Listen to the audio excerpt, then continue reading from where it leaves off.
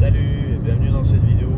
Aujourd'hui on va parler de ce qui se passe un petit peu autour de l'intelligence artificielle, des agents IA, un petit peu voir mon point de vue de comment je vois tout ça en fait par la suite, avec donc, notamment les agents IA. Donc qu'est-ce qu'un agent IA rapidement?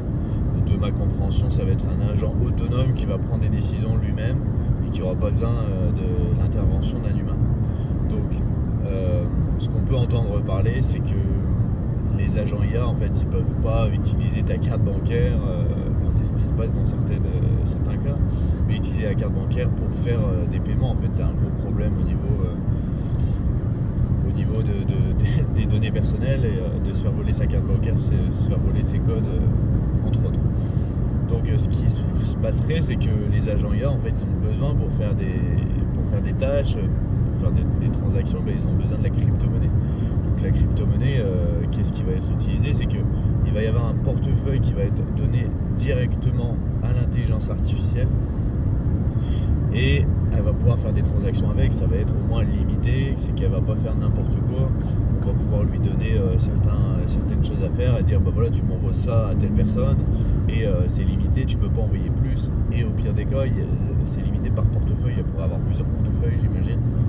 Donc voilà au niveau de l'intelligence artificielle. Également, la dernière fois, ça me faisait penser un petit peu sur comment ça pourrait se passer par la suite aussi avec l'intelligence artificielle. C'est que j'avais un ami qui m'a parlé à côté de chez moi d'un magasin qui est 100% autonome, c'est qu'il n'y a même pas d'humain et c'est ouvert 24 heures sur 24. Donc c'est ça qui est, moi je trouve fou, c'est que il y a quand même des magasins maintenant, ça existe, j'ai quand même halluciné, hein, pourtant moi qui suis pas mal, quand même un petit peu alerte avec tout ça, et surtout à côté de chez moi.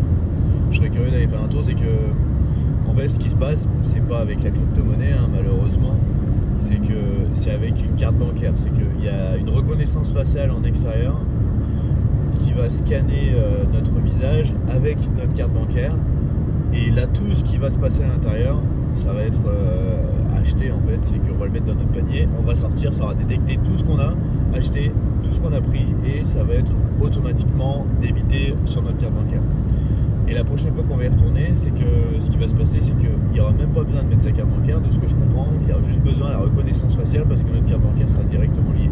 Bon, pour moi, il y a quand même un gros problème, c'est au niveau des données, quoi. On donne quand même notre visage à une machine, un magasin, je sais même pas à quel point c'est sécurisé. Je disais que nos gouvernements ne sont pas obligés à sécuriser, alors des magasins extérieurs comme ça, c'est quand même pas très sécurisé. Donc avec le parallèle avec la crypto-monnaie, ce que je pourrais moi me dire, c'est que y a beaucoup de travail à ce niveau-là, c'est que au niveau de l'identité numérique, justement, où on pourrait je sais pas moi, rentrer dans un magasin ou faire des démarches sur internet sans donner nos informations qui n'ont pas besoin. Ça peut être par exemple, je sais pas moi, acheter de l'alcool sur internet avec l'identité numérique, mais sans avoir besoin de donner mon genre, sans avoir besoin de donner si ma date de naissance, oui, mais juste d'avoir besoin de donner la date de naissance et pas les autres informations, pas où j'habite, etc.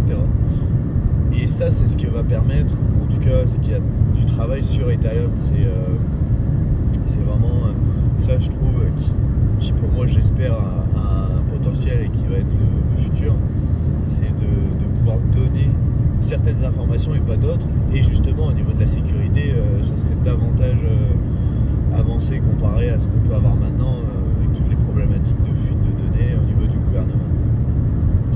Et donc l'intelligence artificielle dans tout ça, ce que ça pourrait être un garde-fou, cette identité numérique, justement contre l'intelligence artificielle, pour prouver que sur internet, les transactions qui se passent, en fait c'est un humain qui le fait et c'est pas un robot. Ça pourrait éviter d'innombrables spams, j'imagine. Là, toute cette identité numérique, ça pourrait justement prouver donc qu'on est un humain sans avoir montré son identité. Ça pourrait être notamment avec, je sais pas moi, imaginons quelqu'un a publié quelque chose, un article ou une vidéo YouTube, et ben en fait fait avec la signature cryptographique disant que c'est cette personne, c'est un humain qui l'a fait, la preuve avec la crypto, avec justement cette fameuse identité numérique, en fait il y aurait justement un garde-fou pour lutter contre ça, en fait. Que ça pourrait prouver que c'est pas un bot qui a utilisé ma voix, que c'est authentique, en fait, c'est bien humain. Et clairement ça c'est sous-coté au niveau de la crypto. Ça peut être aussi qui est en développement, hein, notamment sur les problématiques avec les bots sur Twitter ou sur d'autres réseaux sociaux, où c'est des dizaines de milliers de comptes qui sont faux. Et en fait, avec l'identité numérique, c'est qu'il n'y aurait pas besoin de prouver son identité en donnant sa pièce d'identité, et donc de pouvoir prouver que c'est nous, on est un humain, et ça permet d'avoir des vérifications à ce niveau-là.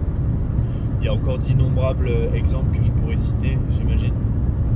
Avec les agents IA, il faudrait que je creuse un petit peu plus, mais je trouve ça tellement fascinant. Je pense que le meilleur est devant nous, hein, pour la crypto. Ça pourrait prendre des mois, des années encore, hein. De toute façon, une technologie, pour qu'elle soit vraiment adoptée, hein, il faut que les néophytes, que les personnes ne se rendent pas compte qu'elles utilisent la technologie, hein. C'est comme Internet à ses débuts. Bon voilà, désolé un petit peu pour cette vidéo qui est un petit peu fouillée un petit peu partout là. N'hésite pas à mettre un like si ça t'a plu, n'hésite pas à faire des remarques dans les commentaires.